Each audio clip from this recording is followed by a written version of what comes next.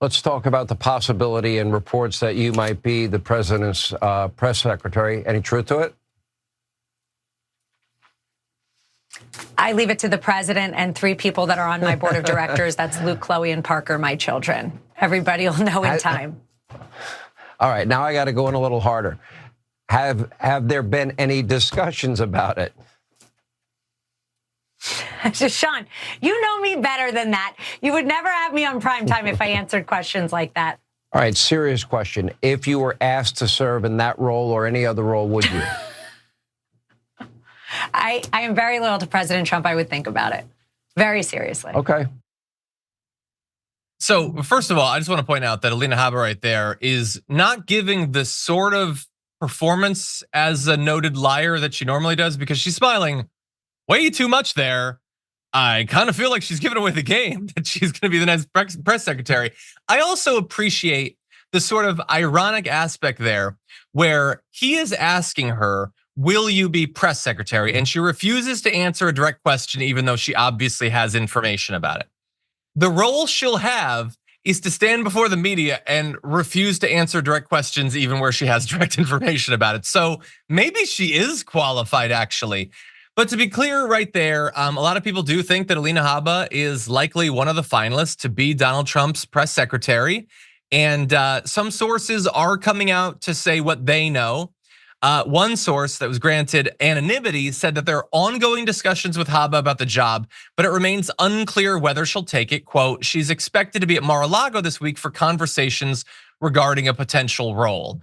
That's sort of vague. I guess press secretary or SCOTUS or something. I mean, why not? But anyway, I love the way that she presented it, Sharon. And we'll get to more of what people are saying, but like the idea that like, I can't say, it'll come down to my board of directors, my family that I love. With the idea being there that she wouldn't necessarily want to have to go to DC and be away from her family all the time. You have been on Donald Trump's hip for like 2 solid years. You're clearly comfortable traveling around the country. The idea that she didn't do all of this to end up in the White House and get that cushy position and that paycheck that eventually lands her, I don't know, Florida governor or whatever, like it did for Sarah Huckabee Sanders. The idea that, oh yeah, no, all of that sounds good, but my kids might not like it. Come on. We're not going to treat these people like they're humans. They're ambitious ghouls. That's all they are, Sharon. Maybe you think differently. What do you think? You think it'll be her? Yes, and what we heard there on Hannity's show was an open negotiation from this grifter. Because yes, she's traveled, she's gotten beaten up in the New York courtroom, all of that. But she doesn't want to work as hard. She's been collecting money and enjoying herself and sunning herself. He'll probably give her the job, which she is, you're right, supremely qualified for, and allow her to stay, down in Florida or travel and make, the White House press corps that she can Zoom with them. It's going to be something ridiculous like that. The open negotiation is, I want to have banker's hours, a 4-day work week, and I want to make lots of money before you appoint me something.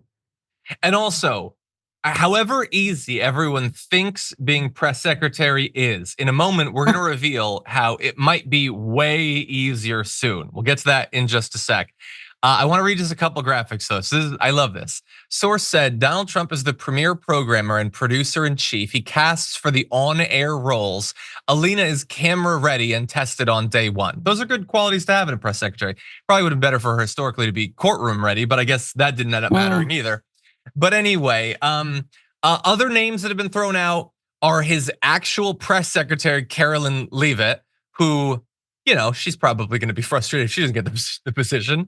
Alina Habba, obviously, Monica Crowley, Sage Steele, former ESPN host, CNN contributor Scott Jennings, who I think we'll be talking about later on the show, and model turned RNC spokesperson Elizabeth Pipko, who I don't think I've literally ever heard of before, but why not? I'm sure she's big on the right or whatever.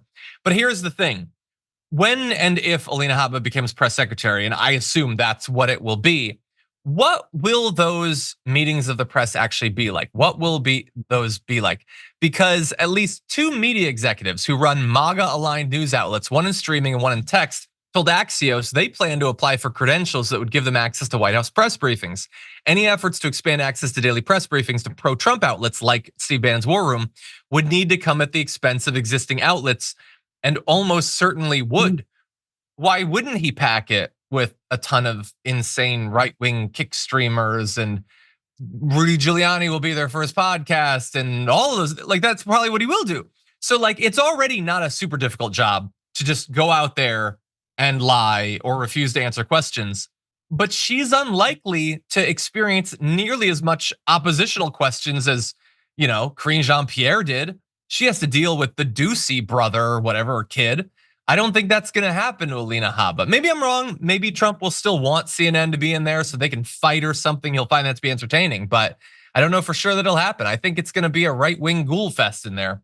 Sharon, what are your thoughts? I think initially he'll allow some of his favorite targets, the ones that he hates, CBS, who can't edit Kamala's interview properly, and the other networks. He'll let them be in there, but he will absolutely add people to this lineup. It's already like, this fight. It's like a cockfight or something in there with the White House press corps. So imagine how upset people are going to be when you have someone from CNN arguing with not just Ducey, but the guy who tells all the lies about Sandy Hook and is now allegedly bankrupt. Maybe he'll get a seat there. Tucker for sure. Some will just be visiting. They'll show up sometimes. They'll be allowed to sit in the front row. The seating will be rearranged. You wait years to get a proper seat.